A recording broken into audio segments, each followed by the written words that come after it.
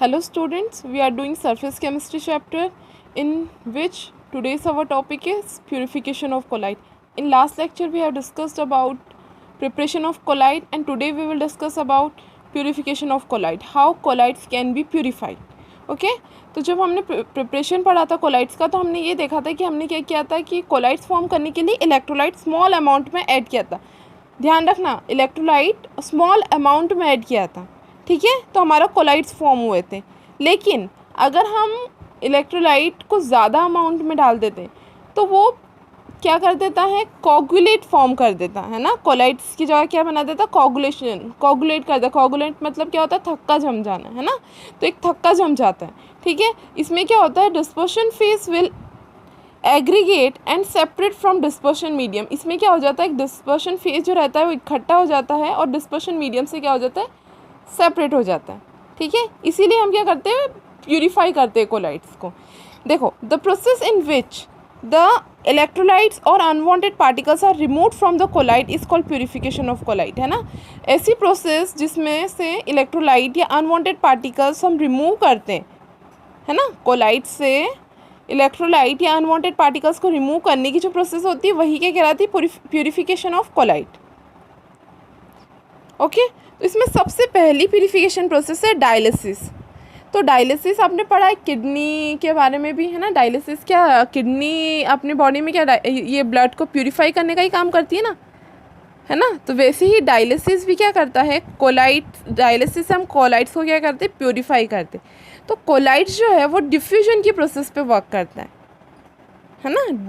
Diffusion के principal पर work करता है। डिफ्यूजन का मतलब क्या होता है, किसी भी पार्टिकल्स का मूवमेंट जो होता है वो हायर कंसंट्रेशन से लो कंसंट्रेशन की ओर होता है ना। क्या होता है डिफ्यूजन में, क्या होता है, movement of particles from high concentration to low concentration. तो इसी प्रिंसिपल पे डायलिसिस वर्क करता है, ठीक है। सी हियर, यहाँ पे एक जार दे रखा है, ठीक है। ये जार है, ये एक सेमी परमेबल मेम्ब्रेन है जो क्या की बनी हुई, सेलोफोन की बनी हुई, ठीक है। यहाँ पे इस जार में डिस्पर्शन मीडियम भी है और डिस्पर्शन फेज भी है, ठीक है। इसमें कोलाइड्स है, क्या है, कोलाइड्स है। जब हमने इलेक्ट्रोलाइट डाला तो कोलाइड्स का फॉर्म हुआ। तो कोलाइड्स में डिस्पर्शन फेज और डिस्पर्शन मीडियम दोनों क्या एक दूसरे के साथ मिक्स हो, मतलब प्रेजेंट है ना।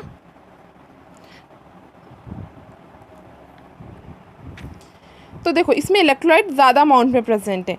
यहाँ पे एक और कंटेनर है, इसे हम डायलिसर कहते हैं, ठीक है। इसमें क्या होगा कि यहाँ से हम वाटर को फ्लो कराएंगे और यहाँ से बहाने में कंटिन्यूसली वाटर को क्या करेंगे, फ्लो करेंगे, इन और आउट करेंगे। मीन्स यहाँ से पानी को क्या होगा, फ्लो होगा। मीन्स पानी कि कंटिन्यूसली क्या करेगा, फ्लो करेगा। मतलब यहाँ पे कंटेनर में वो पानी इकट्ठा नहीं रहेगा, क्या करेगा, फ्लो करेगा, ठीक है। बहते हुए पानी में ही ये प्रोसेस पॉसिबल है, जिससे क्या होगा कि ये सेमी परमेबल मेम्ब्रेन के थ्रू इलेक्ट्रोलाइट्स क्या हो जाएंगे, यहाँ पे आ जाएंगे और पानी के साथ क्या हो जाएगा, रिमूव हो जाएंगे, ठीक है। और अगर ऐसा नहीं हो, अगर पानी को हमने स्टॉप कर दिया, पानी को अंदर बाहर नहीं जाने दिया, उसकी वजह से क्या होगा, वो कोगुलेट हो जाएगा और वो फिर हम सेपरेट कर ही नहीं पाएंगे, वो इलेक्ट्रोलाइट को हम उसमें से रिमूव कर ही नहीं पाएंगे, ठीक है। तो यहाँ पे क्या हो रहा है, डायलिसिस में क्या हो रहा है, प्यूरिफिकेशन हो रहा है। क्या हो रहा है, इलेक्ट्रोलाइट्स यहाँ से क्या हो रहा है, पानी के साथ क्या हो रहा है, रिमूव हो रहे हैं, है ना। किसके थ्रू, सेमी परमेबल मेम्ब्रेन के थ्रू यहाँ पे आ रहे हैं बाहर, और फिर फ्लो जो हो रहा है वाटर उसके साथ क्या हो रहा है, ये रिमूव हो रहे हैं। अब क्योंकि ये सेलोफोन सेमी परमेबल मेम्ब्रेन है या फिर हम बोलते हैं सिलेक्टिवली परमेबल मेम्ब्रेन है, तो ये अपने थ्रू सिलेक्टेड पार्टिकल्स को ही मूव होने देगी, है ना। इसलिए सिर्फ only electrolyte can pass through semi permeable membrane, इसमें से सिर्फ इलेक्ट्रोलाइट पास हो पाएंगे, ठीक है। डिस्पर्शन फेज जो है वो इसके थ्रू पास नहीं हो पाएगा, क्योंकि इसकी जो पार्टिकल्स की साइज़ रहती है 1 नैनोमीटर टू 1000 नैनोमीटर होती है, इससे ये क्या कर पाएगा, पास नहीं हो पाएगा, ठीक है। See here, dialysis is the process in which is based on the principle of diffusion. हमने देखा कि डिफ्यूजन की प्रोसेस पे प्रिंसिपल पे बेस्ड है, जिसमें पार्टिकल्स का मूवमेंट क्या होता है, हाई कंसनट्रेशन से लो कंसनट्रेशन की ओर होता है, ठीक है। In which the impure colloid solution is place in a dialyser. हमने क्या किया, डायलिसर में इम्प्योर कोलाइड सॉल्यूशन प्लेस किया था। The dialyser from the bottom is covered with semi permeable cellophane, है ना। हमने क्या किया था, उसका जो डायलिसर का बॉटम है उसको सेलोफोन सेमी परमेबल मेम्ब्रेन से कवर्ड किया था। अब ये मेम्ब्रेन जो कर रही थी वो क्या कर रही थी, इलेक्ट्रोलाइट्स का मूवमेंट कर रही थी, है ना, through it. Hence when the dialyser with impure colloid solution is placed in a running water, जब हमने वो डायलिसर को रनिंग वाटर में प्लेस किया है ना, तो क्या हुआ, the diffusion of electrolyte will take place, electrolyte का डिफ्यूजन होने लग गया है ना, electrolyte will move out from the dialyser and colloidal solution gets purify. तो उस बहते हुए पानी के साथ इलेक्ट्रोलाइट क्या हो जाएंगे, रिमूव हो जाएंगे और कोलाइड्स क्या हो जाएंगे, प्यूरिफाई हो जाएंगे। डायलिसिस जो है वो बहुत ही स्लो प्रोसेस है, ठीक है, डायलिसिस बहुत ही स्लो प्रोसेस है, और इसी प्रोसेस को अगर फास्ट करना है तो हम इलेक्ट्रोडायलिसिस करते हैं। सी हियर सेकेंड प्रोसेस जो है वो इलेक्ट्रोडायलिसिस है।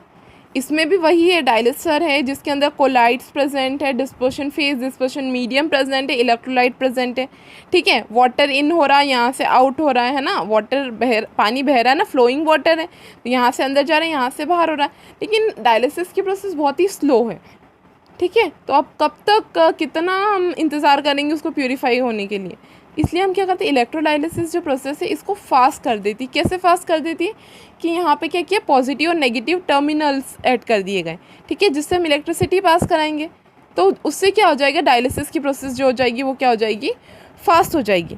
देखो, due to the current supply the rate of purification increases, है ना, क्या होगा, जैसे ही हम करंट सप्लाई करेंगे इन पॉजिटिव नेगेटिव टर्मिनल से, वैसे ही क्या हो जाएगा, प्यूरिफिकेशन का रेट इंक्रीज हो जाएगा।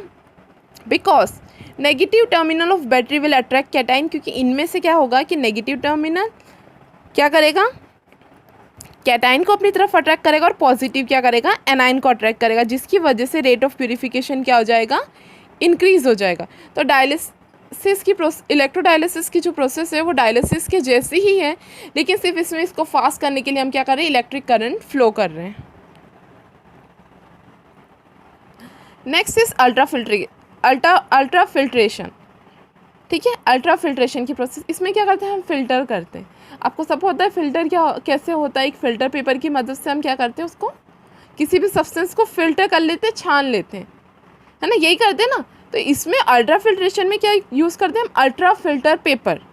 तो अब ये अल्ट्रा फिल्टर पेपर होता क्या है, कैसे बनता है, तो ultra filter paper is prepared by 4% nitrocellulose in alcohol और ईथर। हम क्या करते हैं, इसको प्रिपेयर करने के लिए अल्कोहल या ईथर में 4% नाइट्रोसेलुलोज का सॉल्यूशन प्रिपेयर करते हैं अल्कोहल या ईथर के साथ। उसके बाद जो नॉर्मल फ़िल्टर पेपर होता है उसको उसमें सोक करके रख देते हैं, है ना, filter paper is soaked in it.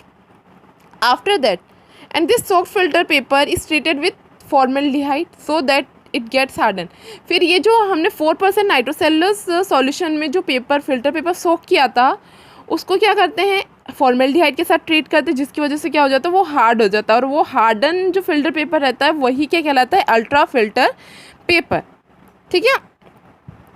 अब ये जो अल्ट्रा फिल्टर पेपर होता है इसकी पोर साइज इतनी स्मॉल रहती है कि इससे सिर्फ सॉल्वेंट और सॉल्यूशन इम्प्योरिटीज़ ही पास हो सकती है ना, क्या, सॉल्वेंट और सॉल्यूशन इम्प्योरिटीज़ ही पास हो सकती हैं, और कोलाइडल पार्टिकल्स जो रहेंगे वो क्या हो जाएंगे, इससे पास ना होके कहाँ पे डिपॉजिट हो जाएंगे, on the top of the filter paper, ठीक है। अल्ट्रा फिल्ट्रेशन में क्या होता है, जैसे कि हम फिल्टर पेपर से कोई भी चीज़ छानते हैं तो सिलेक्टेड पार्टिकल्स क्या हो जाते हैं, वो जिनकी पार्टिकल साइज़ क्या होती है, स्मॉल होती है, वो क्या हो जाते हैं, रिमूव हो जाते हैं, और बड़े पार्टिकल्स जो रहते हैं वो क्या हो जाते हैं, उससे फ़िल्टर पेपर से पास नहीं हो पाते। सेम यहाँ भी हो रहा है कि उस फिल्टर पेपर से, अल्ट्रा फिल्टर पेपर से सॉल्वेंट और सॉल्यूशन इम्प्योरिटीज़ रिमूव हो रही है, और कोलाइडल क्या हो रहा है, उसके टॉप पे क्या हो रहा है, जमा हो रहा है, ठीक है, डिपॉजिट हो रहा है, जिसकी वजह से हम क्या कर रहे हो, कोलाइड्स को उससे सेपरेट कर पा रहे हैं। तो ये हमारी 3 टेक्निक्स हैं किसी भी कोलाइड्स को प्योरीफाई करने की।